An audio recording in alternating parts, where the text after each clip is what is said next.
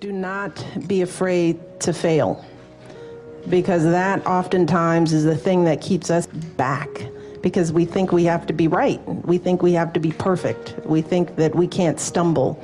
And the only way you succeed in life, the only way you learn, is by failing. It's not the failure, it's what you do after you fail. You know, do you let it eat you up? Do you quit? Do you give up? Or do you let it bolster you? Does it serve as the challenge in your mind to do more, to take some risks, to step outside of your comfort zone? I want you all to stay true to the most real, most sincere, most authentic parts of yourselves. I want you to ask those basic questions. Who do you want to be? What inspires you? How do you want to give back? And then I want you to take a deep breath and trust yourselves to chart your own course and make your mark on the world. Maybe it feels like you're supposed to go to law school, but what you really want to do is teach little kids. Maybe your parents are expecting you to come back home after you graduate, but you're feeling a pull to travel the world. I want you to listen to those thoughts. I want you to act with both your mind, but also your heart.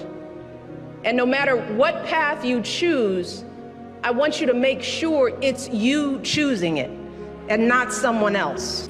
You know, you don't wake up one morning and you're suddenly who you think you want to be. You have to put some energy into it. So if you want to be an honest person, you have to be an honest person every day, even starting at 3 and 4 and 5, right? If you're going to be a hard worker, hard work doesn't just appear. You have to practice hard work. You have to practice effort. Good things don't come easy.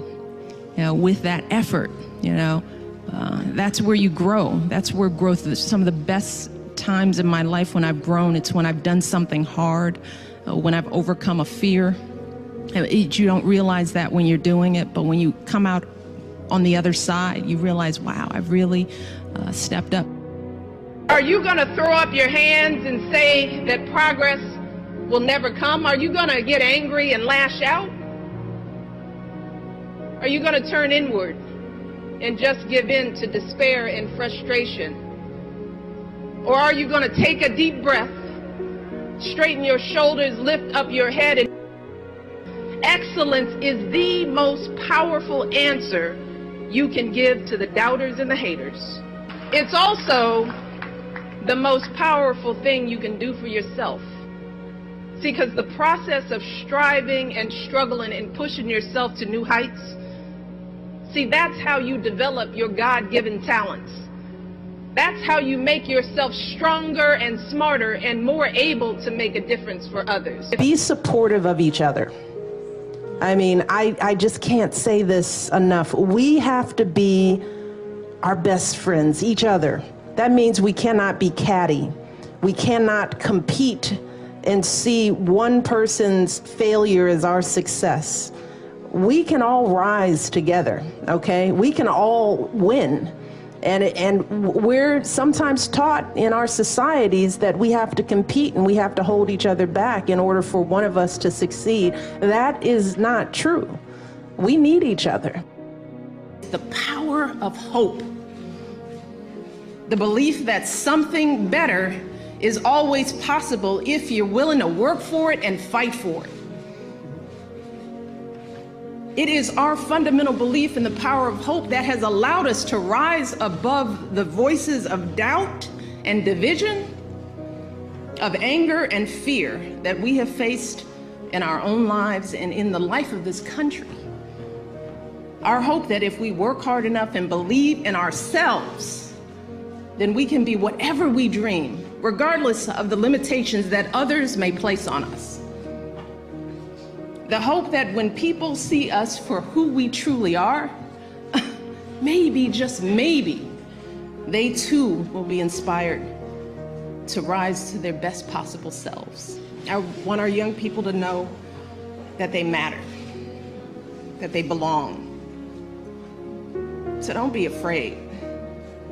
You hear me? Young people, don't be afraid. Be focused. Be determined. Be hopeful. Be empowered. Empower yourselves with a good education.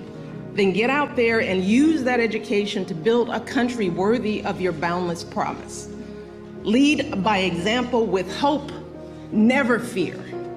Doubts don't go away. You just learn how to deal with them. You start knowing yourself and you become more confident. The more successes you have, the more chances you take. You don't let the failures or the stumbles define you. You know, everybody falls every now and then. Some people fall a lot. And what I realize is that we have long lives if we're healthy and we do what we're supposed to do. So think about life as a long trajectory. But at the same time, you don't want to make huge mistakes, because when you're young, making big mistakes can last forever, right? So you want to choose wisely. But the stumbles, the lessons learned, that's part of life that makes you grow. First of all, is knowing who you are and being confident in yourself, because there'll be, Clarissa, what did you say? Pushing beyond other people's labels of you, right? That's a big part. That's what we do to each other all the time. We don't even know each other, and we already determined from one glance, meeting, one line, one word, one phrase, this is who you are. So you have to know who you are before that. And you live that reality, and you keep living it out no matter what. And if you're have good character and good intentions, that ultimately shines through. But in the end, it's hard work. You gotta be open to taking some risks and not being afraid to fail. Failure is the key to success. Some of you have been homeless. Some of you have risked the rejection of your families to pursue your education. Many of you have lain awake at night wondering how on earth you were going to support your parents and your kids and still pay tuition. And many of you know what it's like to live not just month to month or day to day, but meal to meal. But graduates, let me tell you, you should never, ever be embarrassed by those struggles. You should never view your challenges as a disadvantage. Instead, it's important for you to understand that your experience facing and overcoming adversity is actually one of your biggest advantages. As you all know, life will put many obstacles in your path that are far worse than a bad grade. You'll have unreasonable bosses and difficult clients and patients. You'll experience illnesses and losses, crises and setbacks that will come out of nowhere and knock you off your feet. But unlike so many other young people, you have already developed the resilience and the maturity that you need to pick yourself up and dust yourself off and keep moving through the pain. Our first job in life is get to know ourselves. And I think a lot of times we don't do that. We spend our time pleasing, satisfying, looking out into the world to define who we are, listening to the messages, the images, the limited definitions that people have of who we are. There is a limited box that we are put in. Yeah. And if we live by that limited definition, we miss out on a lot of who we are. But it takes taking the time to know who you are to be able to deal with the onslaught of negative messages that you're bound to get. Stop worrying so much about getting things wrong. Success has nothing to do with perfection.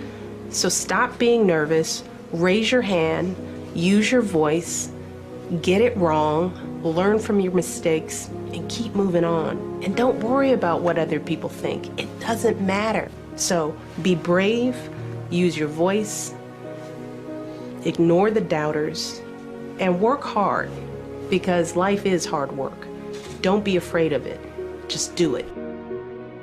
You know, it's interesting. I really tried not to limit myself by expectations. Right, because I mean, nobody even in grows up thinking I'm going to be a first lady. Absolutely not. Yeah. You know, and as you all know, when Barack was talking about running, I was like, are you crazy? I mean, would you just like chill out and do something else with your life? So I was working hard to try to get him to do the other thing. So whatever that was. So yeah, absolutely. It wasn't something that I could have planned for, could have expected for myself.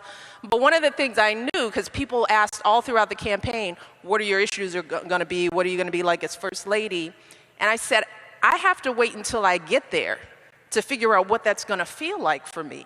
Right? I specifically did not read other First Ladies' books because I didn't want to be influenced by how they define the role. I knew that I would have to define this role very uniquely and specifically to me and who I was.